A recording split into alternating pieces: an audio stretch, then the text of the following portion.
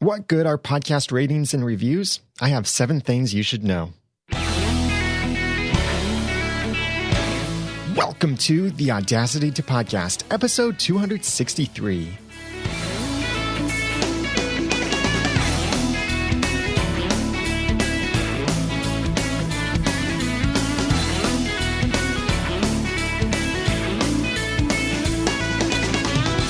Thank you for joining me for the Audacity to Podcast. I'm Daniel J. Lewis, and this is the award-winning, in-depth podcast about podcasting. It's where I give you the guts and teach you the tools to launch or improve your own podcast for sharing your passions and finding success. I think podcasters often ask for ratings and reviews, and I even created a whole web service and business around podcast reviews.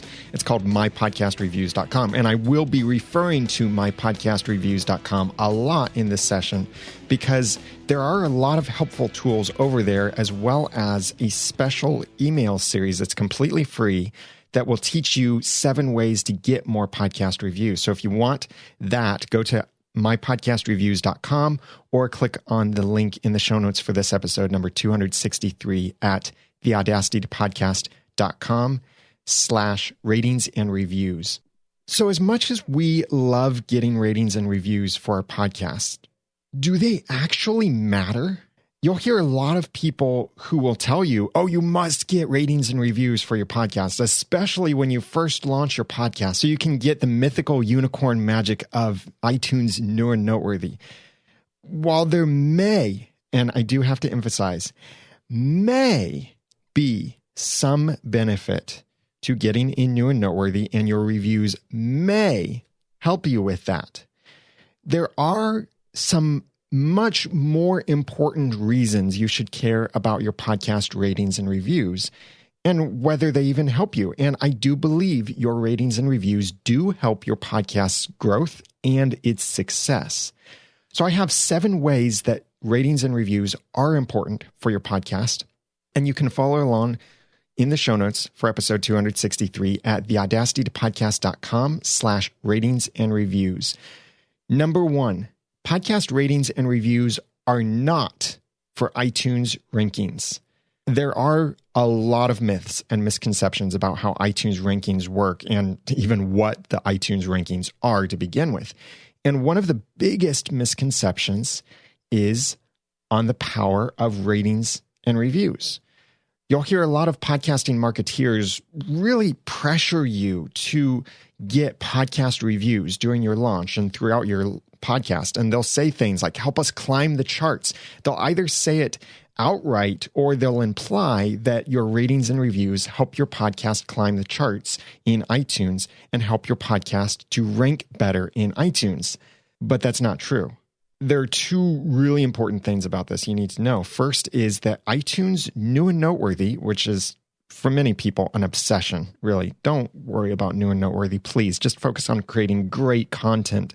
But iTunes New and Noteworthy is not a ranking system. I did a blog post recently at theaudacitytopodcast.com, and I have a link to it in the show notes for this episode.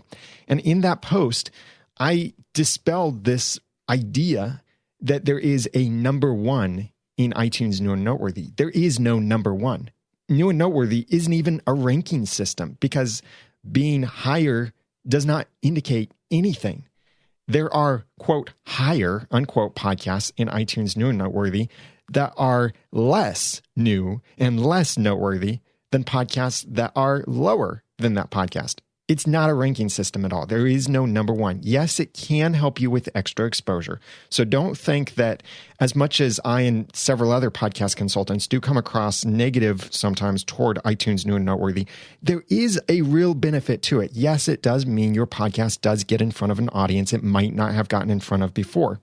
The sin is when you obsess over New and Noteworthy and you feel like you're a failure because you didn't make it into New and Noteworthy.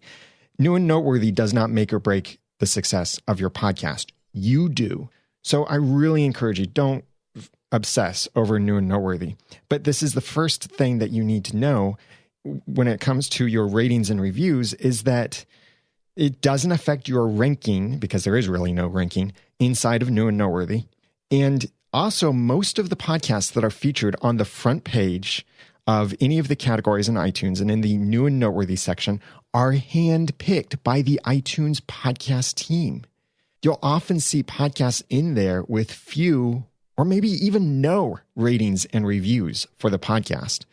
But the Apple iTunes podcast team saw something noteworthy about that new podcast or noteworthy about an old podcast that could be years old, but there's something noteworthy about it that makes it worth featuring in that section.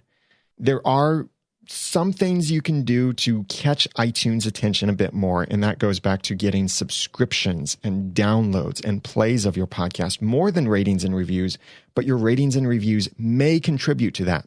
But stop thinking that New and Noteworthy is a ranking system. It's not. The second thing that you need to know is that the true rankings in iTunes, those are the top podcast sections that you can see in every category and on the front page of the iTunes podcast catalog. Those are lists of podcasts that are truly ranked. They have number 1, number 2, number 3, and so on, all the way down to number 200. And there's an overall, and that's what you see on the front page. And then there are rankings for each individual category. Those rankings are not based on your ratings and reviews. Rob Walsh, host of Podcast 411, The Feed, and VP of Podcaster Relations at Libsyn, has debunked this idea before that you have to get a lot of ratings and reviews to be ranked well in iTunes. No, what you need is subscriptions.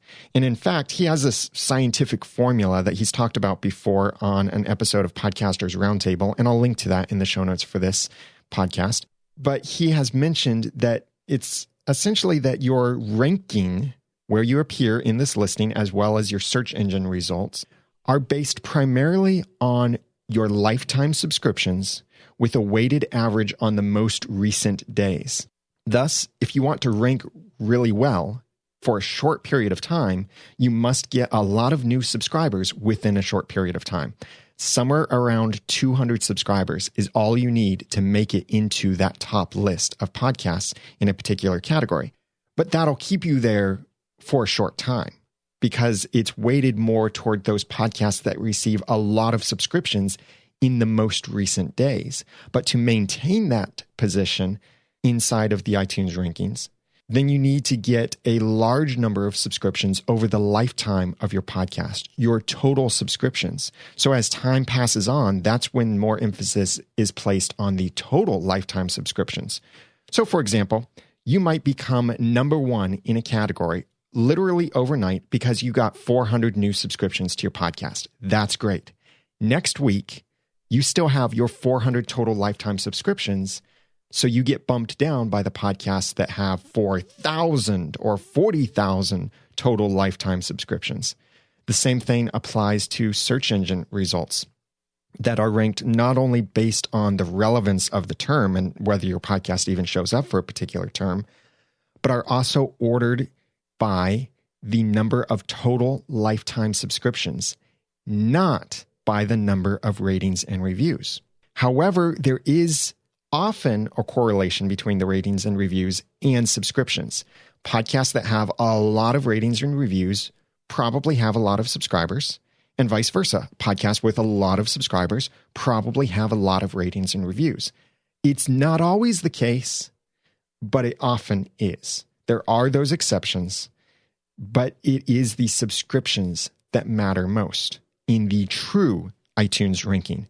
But even then, please don't obsess over your ranking. Obsess over making and presenting great content and connecting personally with your audience. That's what you should obsess over in your podcast. So do ratings and reviews help you at all? Well, they don't seem to have anything to do with your podcast's true ranking. And after all, when would someone review a podcast without also subscribing to or downloading an episode of that podcast? Unless it's one of those really shady review exchanges that you see all over the place in podcasting groups. Just like the best sellers list in newspapers, magazines, and websites and such, doesn't it make more sense for rankings to be based on actual consumption and not merely reviews? Don't you want to know what the most popular podcast is because it is truly the most popular, the most people listen to that podcast? Not simply because this podcast has the most reviews, but it's really not that popular. So yes, ratings and reviews may help Apple notice your podcast a little bit more, but it's more likely that when you get a lot of podcast ratings and reviews, that Apple probably cross-compares that with your actual audience growth, your subscriptions, your plays, and your downloads of your podcast through the iTunes ecosystem. That would be iTunes on the desktop, podcast app on mobile, podcast app on Apple TV, and any of the other future podcast apps that Apple may create. So now that you know what ratings and reviews are not, I'll tell you what they are. But this is the number one thing you need to know. Podcast ratings and reviews are not for iTunes rankings. Number 2, podcast ratings and reviews are social proof. While ratings and reviews don't help your podcast rank better, it is possible for them to contribute to your podcast success by boosting your, quote, social proof, unquote. Social proof is a psychological effect that can influence decisions. Think of it this way. If you see 2 restaurants side by side, maybe they're even serving similar food, but one restaurant is so crowded that there's a long line wrapping around the restaurant, maybe multiple times, of people waiting to get into this restaurant. And then you look at the restaurant right next to it and it's almost empty. What would be your impressions of these 2 restaurants? If I saw that kind of thing, I'd be thinking, what do all of these people know that I don't know? Or what is so bad about that empty restaurant and so good about that crowded restaurant? And for most people, this social proof, as we call it, of the crowd influences more positive opinions about that place with the greater amount of activity. And this is especially true when someone is unsure of a choice and they're trying to figure out, should I go with A or should I go with B? Often, social proof does have that psychological effect that people will conform to what they see others doing simply because they see other people doing it and more people going in a particular direction. It's that thinking that, well, if that many people like it, then it must be good, or that many people couldn't be wrong about it. I'm not saying that's a good thing.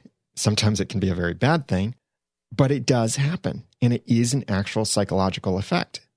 The same is true for podcasts. When there are 2 podcasts about the same subject, the higher number and score of the ratings and reviews will highly influence that person's decision because they might see, well, this podcast has 500 5-star reviews, and this one has 2 5-star reviews.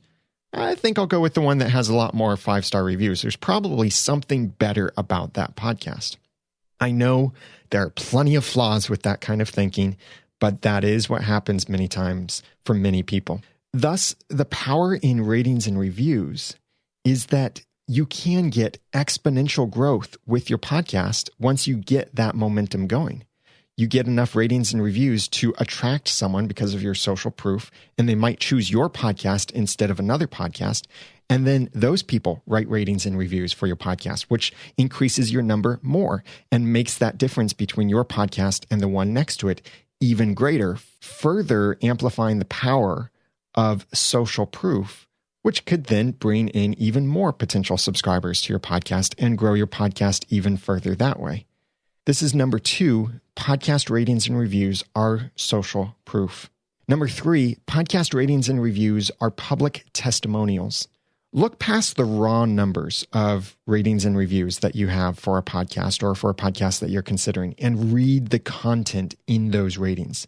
That is the actual reviews. Side note here, iTunes has ratings and reviews. You can leave a star rating without writing a review, but you can't write a review without a star rating. So if you look at iTunes, by default, you'll see on the left side, you'll see a number of ratings. That's not how many reviews you have. That's only how many ratings with stars that you have. But you might have far fewer reviews, but you can never have more reviews than you have ratings. These reviews are kind of like testimonials. They're great for quoting and displaying so others can read them. And this then goes beyond the basic influence of social proof and starts giving more personable influence with your podcast reputation. And that's because people relate with people. People don't relate with rankings or ratings or pure numbers like that as well as they do with actual other people. So a testimonial is basically one person telling another person why they should subscribe to your podcast. So when you receive great reviews that have nice things to say about your podcast and help tell someone else why they should subscribe to your podcast, showcase those reviews, put them on your site, send them out to your email newsletter, put them in your sponsorship pack, and let your sponsors see this is what my audience thinks of the podcast. This is what other people are saying about my podcast. It's not only what I say I cover in the podcast, but look at what others think about the podcast. This could even work for promoting your business too, if your podcast and your business are closely connected. This is number 3. Podcast ratings and reviews are public testimonials. Again, you can follow along and get the links to all of these things that I'm mentioning in the show notes at theaudacitypodcast.com/ratings and reviews. There are also several messages there that you can tweet out if something resonates in particular with you. Number 4, podcast ratings and reviews allow other people to praise you. We often form bad opinions of others when we see others bragging about themselves. For example, consider if I said this of my own podcast on my website or in my iTunes description. I share my vast knowledge of podcasting freely because I truly want you to succeed. You will be impressed with everything I offer. That sounds quite arrogant, doesn't it? But I based that on an actual review I received. So now listen to similar thoughts, but in the words of someone else. This came from Mark Descotes, and I got this review via mypodcastreviews.com. Mark said, Daniel is a down-to-earth, real guy with a love for helping people. He shares his vast knowledge of podcasting freely because he truly wants other podcasters to succeed. I was so impressed with everything that he offers that I joined his Podcasters Society, and I couldn't be happier with the decision. Now it sounds much better. And he's saying the same things about me, but he's the one saying it, not me. So if I quote him and I display his testimonial, for one thing, it's not me praising myself, but for another thing, it's showing this is what a real human being, someone else with an actual name, an actual podcast, an actual website, maybe even an actual photo of them next to this review, this is what they say about the podcast and about me. I like the way that King Solomon of Israel put this in Proverbs 27:2. Let another praise you and not your own mouth, a stranger and not your own lips. It is always better to be praised by someone else instead of praised by yourself. And your podcast reviews can help you do that. You don't have to say on your website, I host the best podcast about this topic, and I am amazing in the way that I deliver the content. I am extremely personable, and I will change your life with this information. Do you hear all of the I in that? I will do this. I am this. I. Instead, use what your reviewers say to praise you. And then they can say, I love this podcast because they are so valuable, or he presents this great information, or she is so personable, or they present this information so clearly that it changed my life. That's a lot more powerful than you're saying it yourself. And that's number 4, podcast ratings and reviews allow other people to praise you instead of your praising yourself. And if you're interested in getting all of your ratings and reviews, don't stop with iTunes alone, because when you look at iTunes, you see only the ratings and reviews from your country. There are 155 different countries with iTunes, and each country could have its own collection of ratings and reviews for your podcast. So that's why I created mypodcastreviews.com, so that you could very easily see all of those ratings and reviews, get them automatically delivered to you on a regular basis. And it saves you a whole lot of time, so you don't have to go around between those 155 iTunes stores, not even knowing which ones have reviews. But it's really cool to see where you get reviews from. And here's a really cool thing. Did you realize you cannot copy and paste your podcast reviews from iTunes? So if you see one you really like for your podcast, there's no way to copy it from iTunes. You'd have to retype it, but My Podcast Reviews makes it really easy. So you get your podcast reviews emailed to you automatically, or you can log into the website and read them that way. And then you can copy and paste them very easily and use them on your own site. Or there are very friendly links that you can use for sharing individual reviews out on social networks. So it's a great way of thanking people while also allowing other people to praise you instead of praising yourself. Number 5, podcast ratings and reviews engage your audience. You may have podcast subscribers who never send you feedback. They never buy anything from you. They never comment on stuff. And it could be because they feel like they don't have anything to add to the conversation. But writing a review for your podcast is a way that you can get them engaged. When you publicly praise something, it's a simple step that gets you a little bit more connected and even a little bit more loyal toward that thing that you're praising. And when your audience takes a simple action like rating and reviewing your podcast, they do become a little bit more invested in your podcast and will be more likely to take further actions later on when you ask them to. And those further actions could be to buy something from you, to nominate your podcast. Like the podcast awards are coming back at podcastawards.com, or to vote for you in a podcast because they've already taken a first step. And it's easy to get them to take additional steps after that. They already have that momentum. So getting them to write a review for your podcast could be an easy first step. It doesn't cost them anything. It doesn't cost you anything, but it can help you connect better with your engaged audience. Number 6, podcast ratings and reviews highlight your strength. MyPodcastReviews.com is now tracking more than 80,000 international podcast reviews for more than 1,100 podcasters. In all of that data, we see some really cool stuff. And that is especially the percentage of 5-star reviews that podcasts have. So over 80,000 reviews that we've tracked so far, 93% of those reviews have a 5-star rating with them.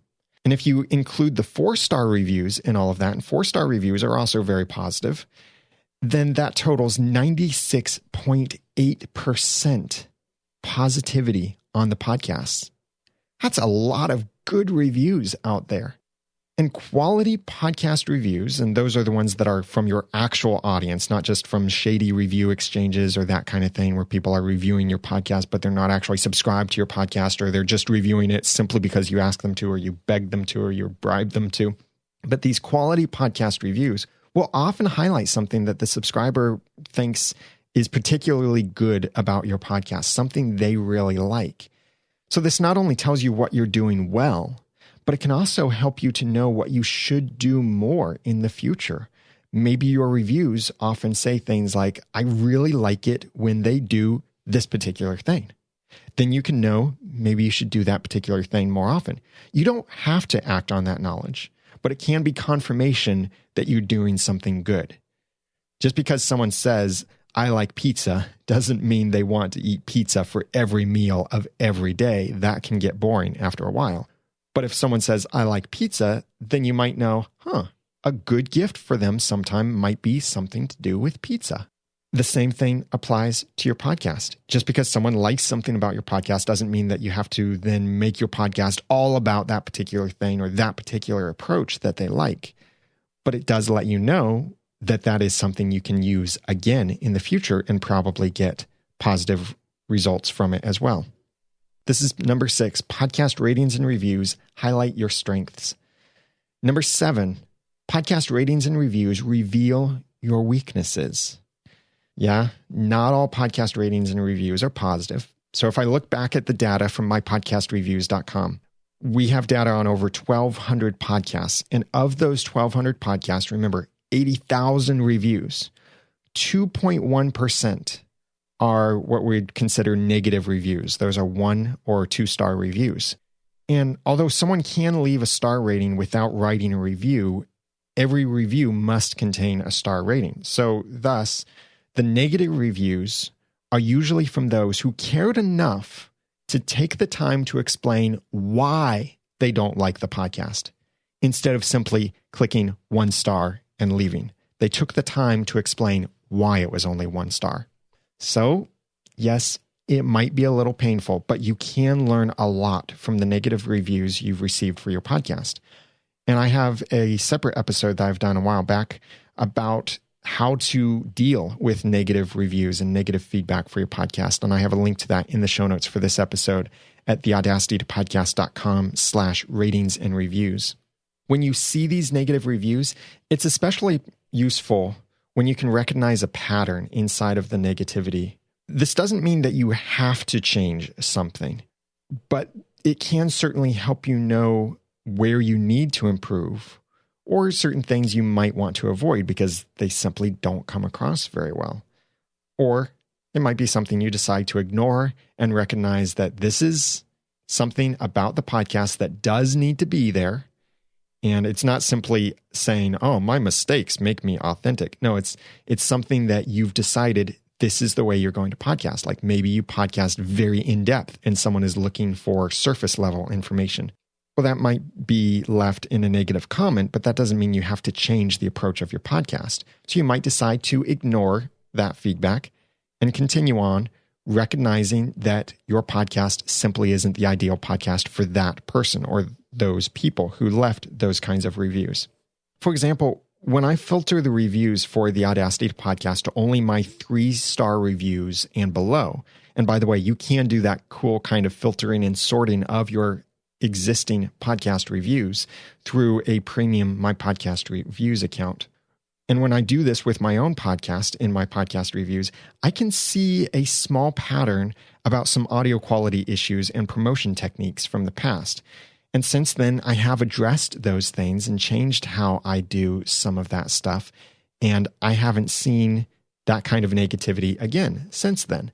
So that helps me to know that, yes, this did need to be addressed because there was a little bit of a pattern. There aren't that many negative reviews, but there was enough of a pattern that I could recognize it as something that needed to be fixed or addressed in some way.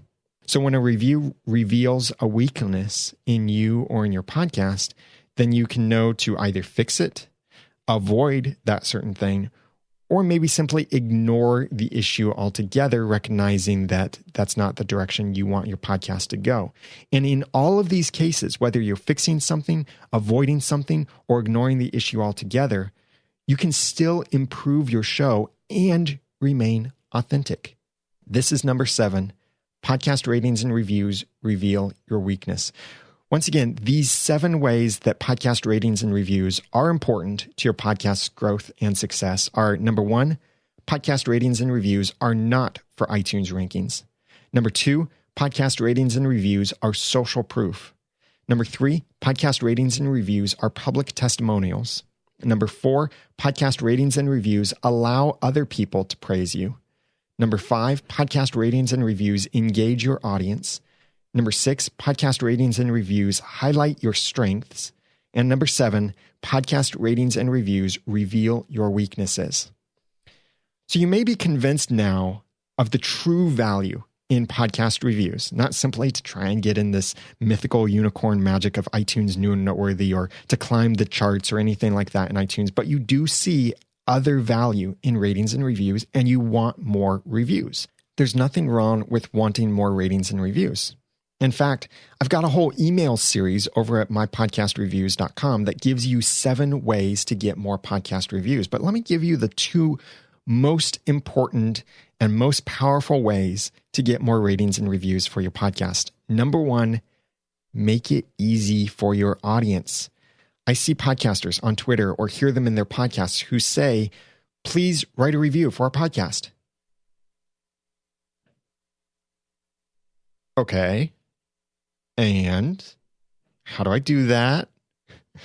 Or sometimes what really bugs me is when they'll say, search for us in iTunes. And that's, no, please don't go that direction. Make a link that makes it easy for your audience. You might even consider making a special landing page that shows people how they can write a review for your podcast in iTunes or Stitcher or Google Play Music or any of the other podcast directories that support reviews. So that's the number 1 way to get more reviews. is make it easier for your audience. The number 2 way is to thank your existing reviewers by name with excerpts of their reviews in your podcast. You don't even have to ask for reviews sometimes when you do this because people love hearing their names. If they hear you reading their review and mentioning their name in your podcast, they feel extra special. And for the other people who heard someone else's name and someone else's review read in your podcast, they'll often think, oh, that's really cool. I'd like my name mentioned on the podcast, and I'd like my review read on the podcast. There is a little bit more of that social proof factor that helps influence people to take more action because they get to hear what someone else said. This can especially be fun if you ask your reviewers to get creative with their reviews and write something witty, or you give them a link in your show notes, or you mention the name of their blog or podcast or whatever they're doing. That can be really encouraging to other people to also submit a review so they get that same recognition and thanks from you. There are several other tips that I include in the special free email series that's available at mypodcastreviews.com, and I have a link to that in the show notes for this episode, number 263, at theaudacitypodcast.com/ratings and reviews. So what about you? Here's where I'd like to hear from you in the comments on this episode at theaudacitypodcast.com/ratings and reviews. What has been the coolest review you've received? Maybe it has encouraged you the most. Maybe it has challenged you the most. Maybe it was from the most exotic country out there, like some country maybe that you didn't even know existed, but because you use a tool like My Podcast Reviews, or maybe you just check the iTunes stores manually, you saw this review and it was really cool. You had no idea you even had an audience from that country. I'd love it if you would share your favorite review or what challenged you or encouraged you about your favorite review from iTunes, Stitcher, Google Play Music, or wherever podcasts can be reviewed. Feel free to use My Podcast Reviews in order to get those reviews so you can see them and easily copy them into your comment on the show notes for this episode. And consider upgrading to a premium account, especially if you host a monetized or commercial podcast. You need to have a premium account over at mypodcastreviews.com.